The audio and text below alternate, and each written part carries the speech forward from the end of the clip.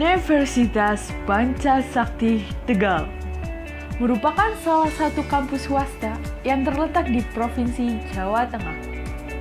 Terletak di salah satu kota yang menjadikan pusat perdagangan dan pusat jasa di Jalan Pantura, Pulau Jawa, yaitu Kota Tegal. Menjadikan Universitas Pancasakti Tegal yang unggul dan terdepan dalam penyelenggara pendidikan perguruan tinggi yang sesuai dengan dinamika era globalisasi. Kampus Universitas Pancasakti Tegal terdiri dari 8 fakultas dan 21 program studi. Salah satu program studi yang berada di kampus Universitas Pancasakti Tegal adalah program studi bimbingan dan konseling.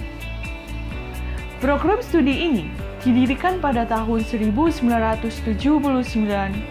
dan pada saat ini program studi bimbingan dan konseling Universitas Pancasakti Tegal resmi memperoleh akreditasi B oleh BANPT.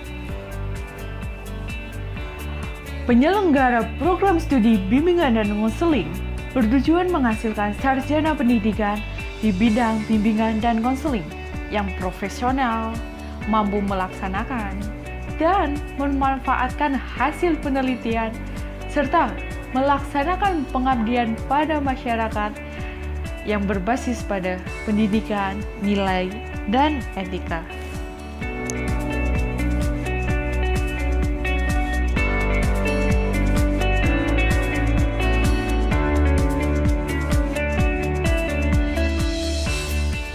Perkenalkan, nama saya Sukoco KW, Prodi Bimbingan dan Konseling FKIP UPS Tegal tahun 2020. Visi dan misi program studi bimbingan dan konseling FKIP UPS Tegal. Visi menjadi program studi unggul untuk menghasilkan guru BK yang profesional, berkepribadian Pancasila, dan berjiwa wirausaha pada tahun 2022. Misi 1. Menyelenggarakan pendidikan dan pengajaran serta pengembangan program dan pelayanan bimbingan dan konseling. 2. Melaksanakan penelitian di bidang bimbingan dan konseling dan penerapan dalam layanannya yang berkualitas. 3. Melaksanakan pengabdian kepada masyarakat berbasis pada layanan bimbingan dan konseling di keluarga, masyarakat, dan sekolah. 4. Mengembangkan jejaring kerjasama untuk meningkatkan kapasitas dan daya saing program studi.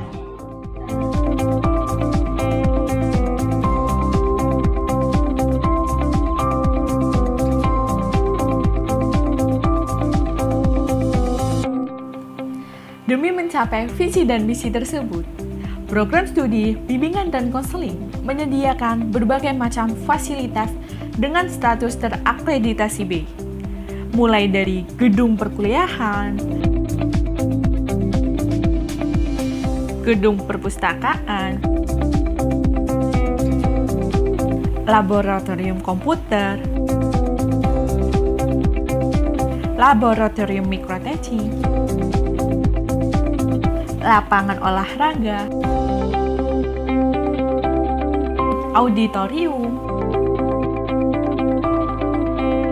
masjid, dan berbagai fasilitas lainnya.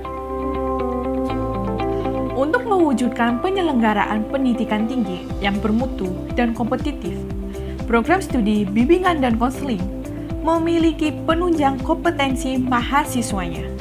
Di antaranya, pertama, kompetensi hard skill, penguasaan teori-teori konseling, asesmen tes, kemampuan berdiskusi melalui seminar, workshop, penulisan artikel ilmiah yang dituangkan dalam jurnal JKOS bimbingan konseling.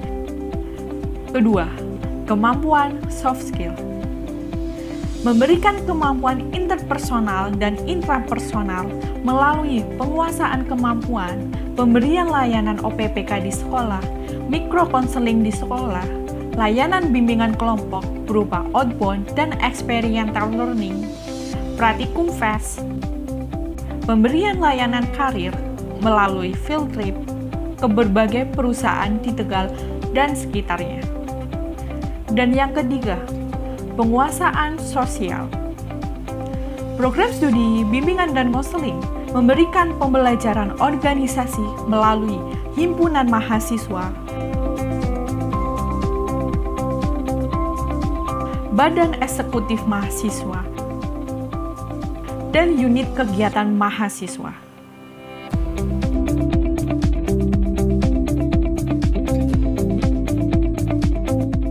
Program studi ini berdiri sejak tahun 1979, di mana program studi ini dimulai dengan program studi didaktik kurikulum, berubah nama menjadi PPB, yaitu singkatan dari Psikologi Pendidikan Bimbingan.